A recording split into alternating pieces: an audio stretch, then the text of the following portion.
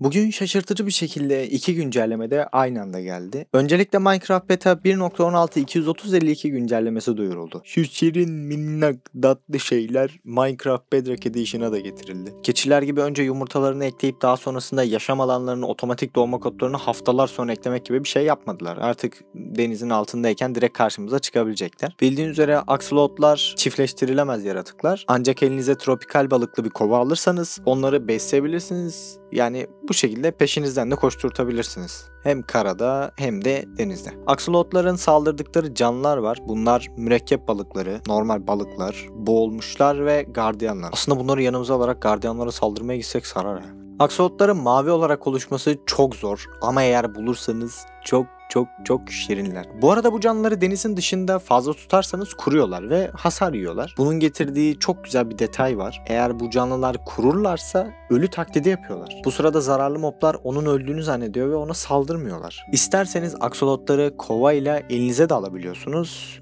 Ve son bir bilgi daha. Eğer aksolotların saldırdığı mobu siz öldürürseniz size rejenerasyon veriyor. Yani yenileme etkisi veriyor. Hatta eğer madenci yorgunluğunuz varsa o da siliniyor. Dedim ya, tam Gardiyan Kalesi'ne saldırmalık ordu işte. Şimdi biraz Minecraft Java Edition 21W13 hakkında konuşalım. Biliyorsunuz ki yarın 1 Nisan. Salak salak kanalı bırakıyorum diye bir video atmayacağım. Ancak Mojang kahkaha şelalesi batlatacak gibi gözüküyor. Çünkü normalde bugün Snapshot, yarın beta güncellemesi geliyordu. Ancak şu an için durum farklı. Umarım güzel şeyler eklerler ya yarın. Bugün Snapshot gelmez diye düşünüyordum. Ancak Bedrock Edition güncellemesi geldikten yaklaşık 1 saat sonra Twitter'da güncellemenin geldiği duyuruldu. Direkt oyunun içerisine geçmeden önce Henrik adlı developer'ın paylaştığı bir tweette lavların üzerine mineshaft sütunu oluşmayacağını yazmış. Bir hatanın olduğunu da eklemiş. Aslında hatadan ziyade o oyunun temellerinden dolayı değiştirilmeyecek bir şeyden bahsetmiş. Lavların oluşumunu azaltamayacakları için bu şekilde biz oraya gittiğimizde onların böyle yanacağından bahsetmiş. Daha doğrusu yanabileceğinden. Aslında güzel bir görüntü. Her ne kadar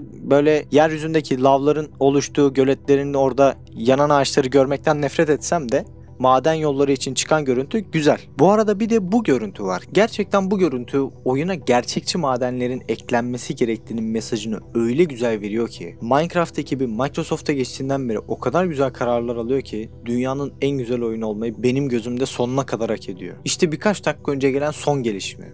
Muazzam ya. Sarkıtlar, şu parıldayan mürekkep balığı, aksolot, dağ keçisi ve o sonunda daha gerçekçi olan mineshaft teması. Şu fotoğraf gerçekten o kadar çok şey anlatıyor ki. Bu kadar hype'tan sonra artık beta güncellemesine bir geri dönelim. Beta'ya da sonunda Deep Slate taşları eklendi ve artık Y16'nın aşağısına doğru oluşacaklar. Beta'daki gelişmeler bu kadardı. Şimdi Minecraft 21W13A Snapshot sürümüne geçelim. Bu sürümde de öyle çok bir şey yok. Yani şu fotoğrafta gördüğümüz gibi keçiler de artık Java Edition'a gelmişler. Hatta dağlarda bile doğuyorlar. Bir de bunlardan süt de alabiliyoruz. Artık alternatif bir süt kaynağı da eklenmiş oldu işte. Oyunun içine çok girmeden önce hemen göstereyim. Erişilebilirlik seçeneği eklenmiş. Yani bu da şu demek oluyor. Oyuna girişteki bu renkli, kırmızı renkli ekranımız var ya, onu artık tek renkli logo olarak değiştirebilme seçeneğimiz var. Bu hafta mağaralara ince ayarlar çekmişler. Mineshaft'lerdeki zincirlerin ve sütunların maksimum uzunluğunun artması, bir de birkaç teknik değişiklik var. Cevher dağılım tablosu yayınlanmadı ama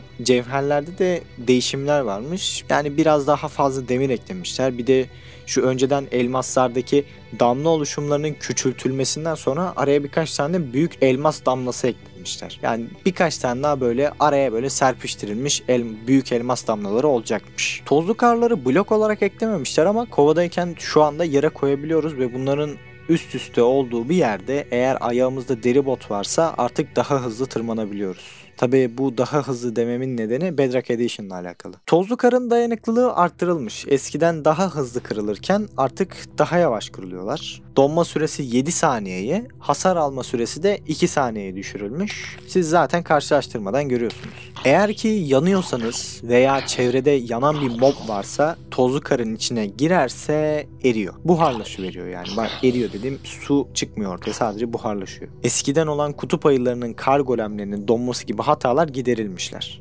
Çünkü kutup ayısı donmaz. Kar golemi de donmaz. Kar golemi kar çünkü. Kar niye donsun ki? Eğer moblar donarsa işte bu şekilde titriyorlar.